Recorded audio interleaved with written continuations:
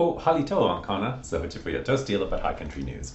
You know, this was a big year for us at Halito. The series turned 1, and a whole bunch of talented people came on board to help make it happen, like our graphic designer Marissa Garcia and Ariane Daly, who runs our social media accounts. Our executive editor is Gretchen King, and we've had some fantastic guest hosts like Thea Whitcomb, Nick Martin, Kay Howe, and Michael Leviton. Plus, for every story that we feature, the writer or the editor of that story pitches in to help with the scripts. So big thanks to all of them for keeping Halito going, and thanks to you for watching. Let's look at some highlights from the last year, or 15 months, of Halito. Okay, let's see what's going on in the West here. But we should remember the best parts. Are you wondering what the Inflation Reduction Act means for Indian country? Heck, I am too. Have you ever seen art? Trick question. It's pretty cool. Why does a tribe need its own economist? It's because of data sovereignty. It's our last week of digging through HSAN's archives issue, so here's an archive I bet you never thought about. Oyster shells. They're kind of like tree rings, but for coastal waters, and they've also given scientists evidence of a specter haunting Pacific oyster beds. A mystery worm. It kills the oyster? No. It poisons the people? No, darling, it's worse. It kills the market value. Merde. This unknown shell-boring parasite has scientists on the lookout, and Carly Casella has the full story. Let's go to Lake Powell. Lake Powell is low. Like, really low. What's the matter there, Lake Powell? I've just been really drained. Last month, the surface level came within 33 I feet. just feel so empty. The surface level came within 33 feet of the minimum needed to keep the power on at the Glen Canyon Dam. If air gets into the turbine feeding penstocks, that'll mean the loss of power for 250,000 Arizona homes. Maybe I'll move to a new city. And the dam will lose $100 to $200 million. If you want to know more, read Jonathan Thompson's analysis of Lake Powell's imperiled dam. Excuse me, can we send somebody to check on Lake Powell, please? Okay. Hey, do you know how many insects have recovered from the endangered species list? Almost 2. Bear alert! We have a new bear story. Sea otters. Love them. But they've been missing from our ecosystems for over 100 years. Guess why? They're coming to get you, Barbara. But look out! The Yurok tribe is bringing condors back. Raise your hand if you want sea otters back. Yeah, I thought so. Bears in Missoula have gone a little bonkers because they don't have enough berries to eat. My goodness. Bears without berries are grumpy and naughty. These rascals are strolling across campus like they own the place. They are dumpster diving at bakeries downtown. They are breaking into houses. Bear mischief.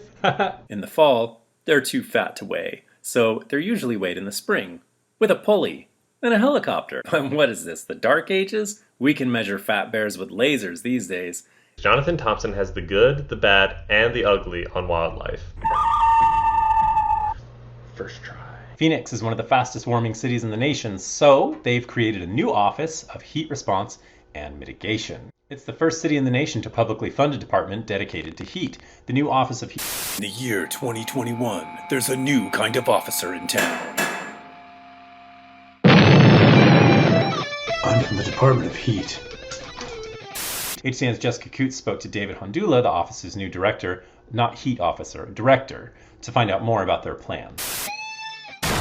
Everybody just cool down. The bad news last month was climate change could claim green chili, but there's good news too. New Mexico green chilies are now growing somewhere they've never grown before. In space! Turns out astronauts need fajitas just like the rest of us, so they took along 48 chili seeds on their little space shuttle ride, as well as a big old batch of patience. They stirred in some scientific rigor and voila! Produced an international microgravity taco party! And the experiment could open a pathway to growing more fresh foods in space. Wu-Fei Yu spoke to NASA astronauts, lucky reporter, to find out all about it. So go read. So get reading, and then become an Indigenous writer. Join us. Join us. You are reading some of these stories, right? Let's just say that if you're driving while Asian in Siskiyou County, you're way more likely to get pulled over. Could the nature cop shtick be a facade? And way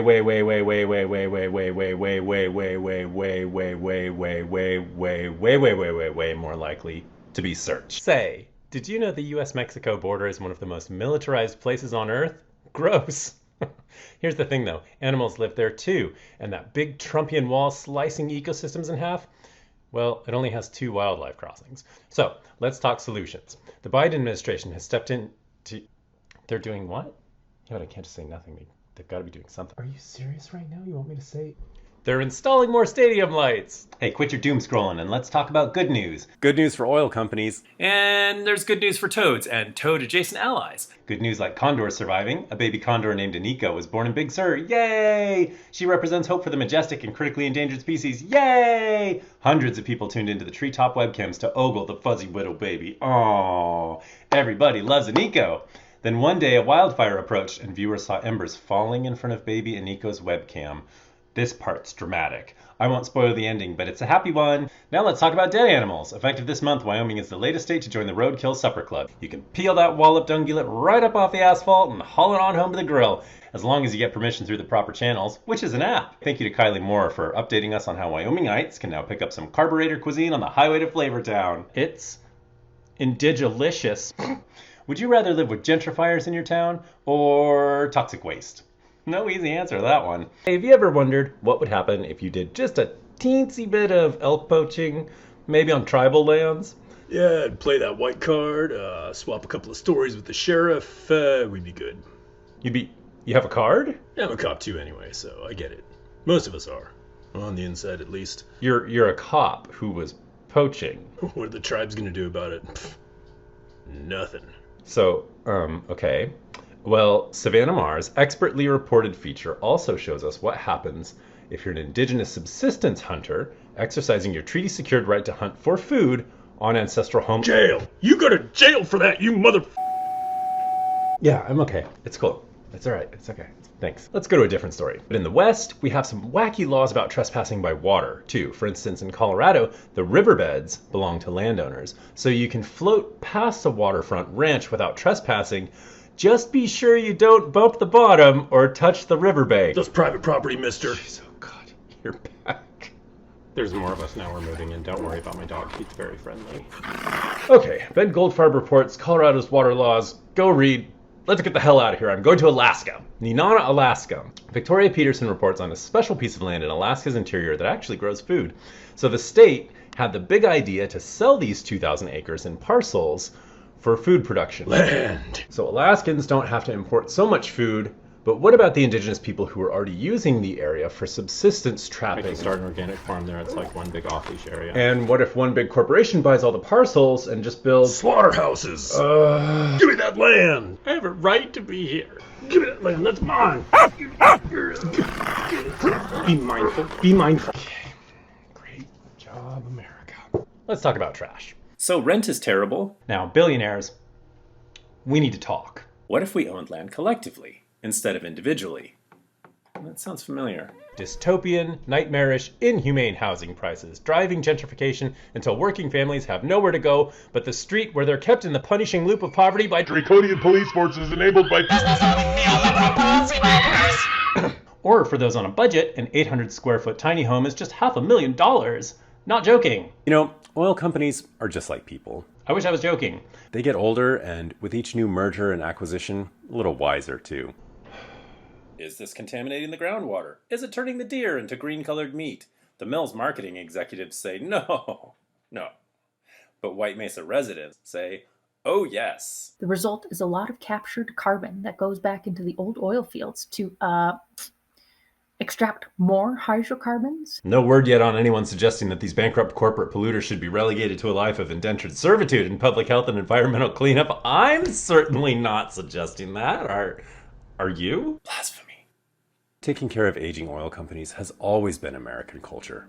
It's just our way. That's nice. Okay.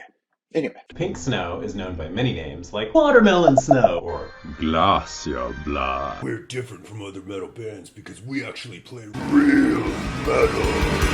And today I'm joined in the studio by a very special guest who's a unique stakeholder in the dam removal controversy. Halito Nani. The fish come home. Sorry, just before you get started, one question. When dams are removed, what happens? The fish come home. I mean, how can we even know? The economy could collapse. Handfuls of people could go without lighting. The fish, they come home. And I mean, we don't even know if the fish come home. What about jobs? All of those people who look at old dams, count dams, dam painters. And even if the fish do come home, it'll probably take like 5, 6 years. 1 year. Then we have babies. Yep. Sounds like there's no telling what might happen if we take out more dams. Have you seen this new show, Alaska Daily? How am I supposed to find all these missing and murdered indigenous women if my editors keep under-resourcing me? Move, I'll handle this. I'm from New York and I'm white. No. This is my investigation. Did you kill this woman? What? I'm a journalist. Did you kill her? No! You can't just come in here yelling at your coworkers. But it gets results, doesn't it? What a fun show about Indigenous affairs reporting. Don't say Indigenous journalists never did anything nice for you. This is why journalism is so important. It makes people whole. Thanks, but it makes our careers whole. There's way too many good articles at hcn.org this week. We'd need 3 videos to talk about them all. Lots of other great stuff to read over at hcn.org. I wish we had time for it all. My name is Toastie. I'm Theo Whitcomb. I'm Nick Martin, and now you know the West. Chipisa la chiqui.